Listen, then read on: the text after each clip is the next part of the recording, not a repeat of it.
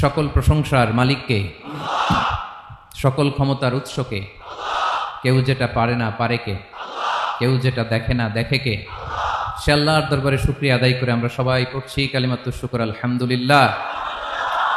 সবাই গলা ছেড়ে দিয়ে আওয়াজ করে পড়ুন রব্বানা লাকাল হামদ হামদান কাসীরান তাইয়িবান মুবারাকান ফীহি ইয়া রাব্বি লাকাল হামদু কামা ইয়ানবাগি লিজালালি ওয়াজহিকা ওয়া আযীমি সুলতানিকা লাকাল হামদু বিল ঈমান লাকাল হামদু বিল ইসলাম লাকাল হামদু বিল কুরআন।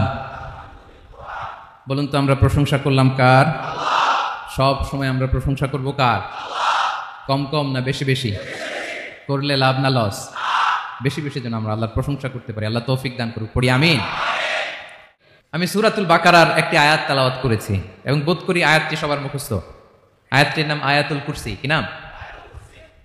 255 নম্বর আয়াত সূরাতুল বাকারা, আয়াত নাম্বার 200। সবাই বলুন 255 নম্বর আয়াত। মুখস্থ আছে সবার? পড়েন তো, পড়েন। এটা আয়াতুল কুরসি। এটা কোরআনের সবচাইতে দামি আয়াত। 6236টা আয়াতের মধ্যে থেকে সবচাইতে দামি আয়াত এটা। আযমু আয়া ফিল কুরআনিল কারীম, আল্লাহর কোরআনের সবচাইতে দামি আয়াত, the greatest verse in the Quran. Ubayy ibn Ka'b রাদিয়াল্লাহু তাআলা আনহুকে বিষ্ণু সাল্লাল্লাহু আলাইহি ওয়াসাল্লাম জিজ্ঞেস করলেন, উবাই বলো তো কোরআনের কোন আয়াতটা সবচেয়ে সেরা? উবাই জানেন, তারপরে বললেন আল্লাহু ওয়া রাসূলুহু আ'লাম, আল্লাহ আল্লাহ রাসূল ভালো জানেন। দেখেন কত বিনয়ী ছিলেন সাহাবারা, জেনে উত্তর দিতে চাইতেন না, ভাবতেন না জানি বিষ্ণুনবী নতুন কিছু আমাদেরকে জানায়। বিষ্ণুনবী আবার বললেন, তুমি কি জানো কোরআনের সবচেয়ে শ্রেষ্ঠ আয়াত কোনটা? এবার উবাই ভাবলেন এবার আমি উত্তরটা দিয়েই দিই। তিনি বললেন আয়াতুল কুরসি, আল্লাহু লা ইলাহা ইল্লা হুয়াল হাইয়ুল কাইয়্যুম, এটা শ্রেষ্ঠ আয়াত। বিষ্ণুনবী খুশি হয়ে উবাই ইবনে কাবের বুকে একটা চাপড় মারলেন, এরকম আদরের চাপড় দিয়ে বললেন লিয়াহনিকাল ইলমু ইয়া আবুল মুনজির, হে আবুল মুনজির, জ্ঞান এবং প্রজ্ঞা তোমার জন্য মোবারক হোক, তুমি ঠিক বলেছো। সুবহানাল্লাহ পড়ে। তাহলে এই প্রথম ইনফরমেশনটা আজকে জানলাম। কোরআনের সর্বশ্রেষ্ঠ আয়াতের নাম, সবাই বলবেন একসাথে, কোরআনের সর্বশ্রেষ্ঠ আয়াতের নাম কোন সূরায়? আয়াত নাম্বার 255। এত আয়াত থাকতে এই আয়াতটা কেন সর্বশ্রেষ্ঠ হলো রে ভাই? এর কারণ এই আয়াতের ভিতরে আল্লাহ তাআলা তার নিজের পরিচয় তুলে ধরেছেন। এই আয়াতের ভিতরে আল্লাহ তাআলা তাওহীদের পরিচয় দিয়েছেন, একত্ববাদ, তিনি যে এক, একক। আমাদের রব কয়জন? নাকি দুইজন, তিনজন? কয়জন? আমাদের রব একজন, এক আল্লাহর পরিচয় আছে। এখানে আল্লাহর জ্ঞান, আল্লাহর ক্ষমতা, আল্লাহর কুদরতের বিবরণ আছে। এই একটি আয়াতে আল্লাহর 4টা আসমাউল্লাহিল হুসনা আছে। আল্লাহর 4টা সুন্দর সুন্দর নাম, আল হাই, আল কাইয়ুম, সবশেষে আছে আল আলী, আল আযীম। মোট কয়টা? জোরে বলেন। আল হাইয়ুল কাইয়ুম 2টা, আল হাই একটা, আল কাইয়ুম একটা। ওয়ালা ইয়াউদুহু হিফযুহুমা ওয়া হুয়াল আলিয়ুল, একটা আল আলী আর একটা আযীম। তাহলে মোট আল্লাহর কয়টা নাম আছে এখানে? এজন্য এই আয়াতটা কোরআনের সবচাইতে শ্রেষ্ঠতম আয়াত, আয়াতুল কুরসি। এটা আপনারা পড়বেন।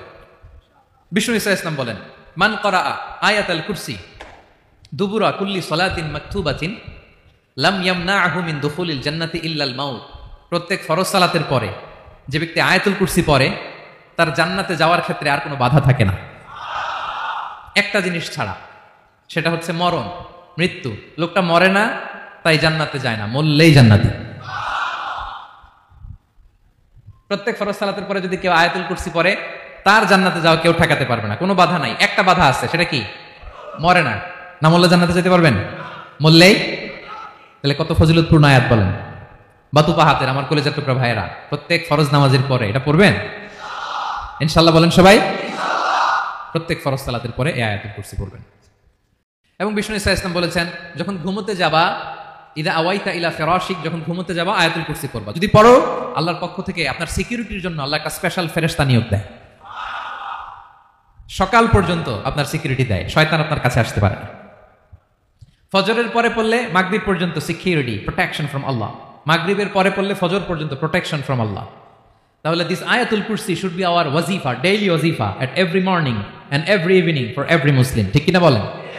প্রত্যেক মুসলিমের স্পেশাল ওয়াজিফা হবে আয়াতুল কুরসি।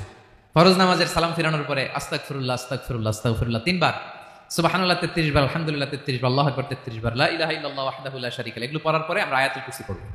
তাহলে জান্নাতে ঢোকার এন্ট্রি আমার কেউ ঠেকাতে পারবে? তাহলে পড়বেন সবাই আয়াতুল কুরসি। এই হচ্ছে আয়াতুল কুরসির ফজিলত।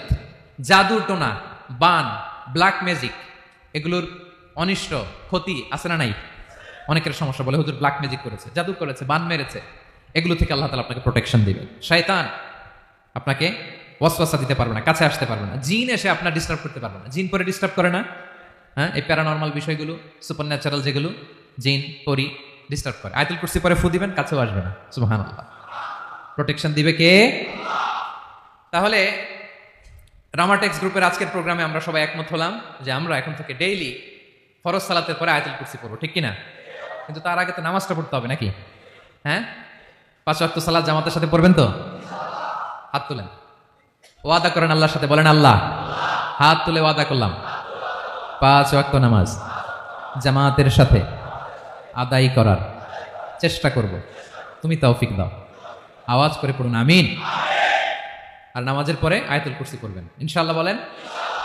তাহলে আসুন এই সুমহান আয়াত, কোরআনের সর্বশ্রেষ্ঠ আয়াত, যেটিকে বিষ্ণু ইসা ইসলাম সকাল সন্ধ্যা পড়তে বলেছেন প্রোটেকশনের জন্য, সেই আয়াতের তাফসীর আমরা শুনি। সবাই আমার সাথে সাথে আওয়াজ করে পড়ুন, আউযু বিল্লাহি মিনাশ শাইতানির রাজীম, বিসমিল্লাহির রহমানির রহিম।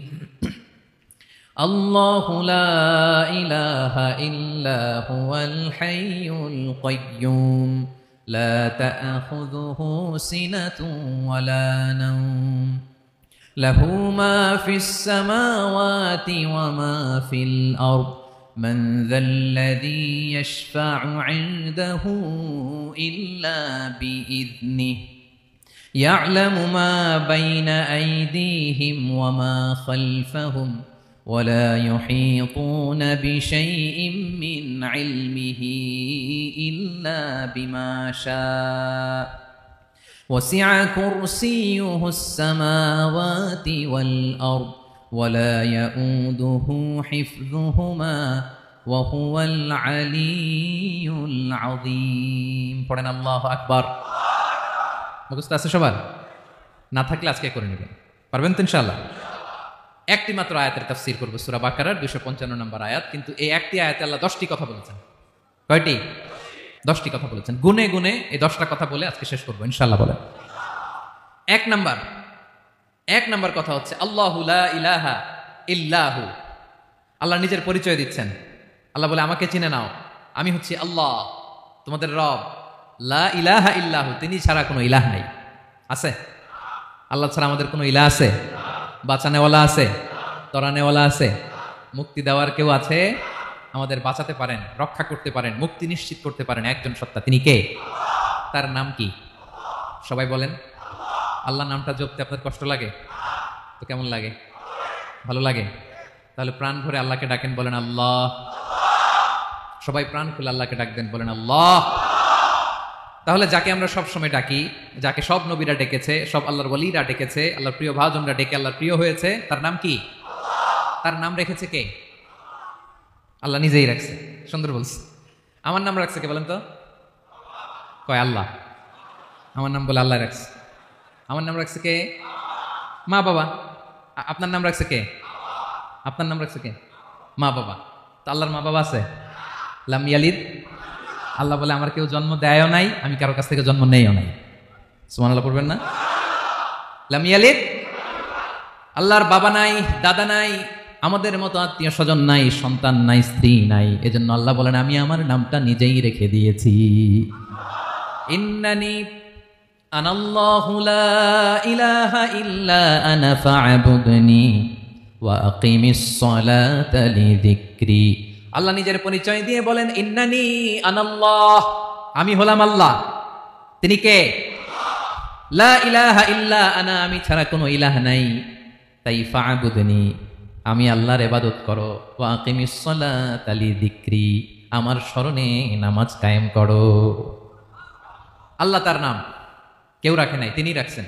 কারণ আমার দাদা আছে, দাদা রাখছে। আমার বাবা আছে, বাবা রাখছে। আল্লাহর দাদা আছে, বাবা আছে, তার নাম তিনি নিজেই রেখেছেন। ঠিক কিনা বলেন?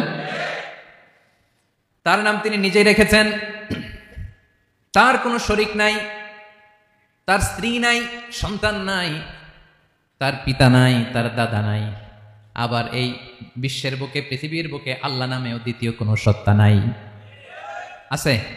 আপনি কোনোদিন কারো নাম শুনছেন যে নাম রাখছে আল্লাহ? মালয়েশিয়াতে কার নাম আল্লাহ বলেন? আছে? বাংলাদেশে? আমেরিকাতে? খুদ ফেরাউন, পৃথিবীর সবচাইতে বড় সন্ত্রাস, সেও নিজের আল্লাহ দাবি করে নাই। বলছে আনা রব্বুকুমুল আ'লা, ফাহাশারা ফানাদা ফাকালা আনা রব্বুকুমুল আ'লা, আমি তোমাদের বড় রব। কিন্তু সে বলে নাই আমি আল্লাহ। বলছে? কারণ এই নামটা ইউনিক। তার নামটা কেউ রাখার স্পর্ধা করে। তার নাম কি?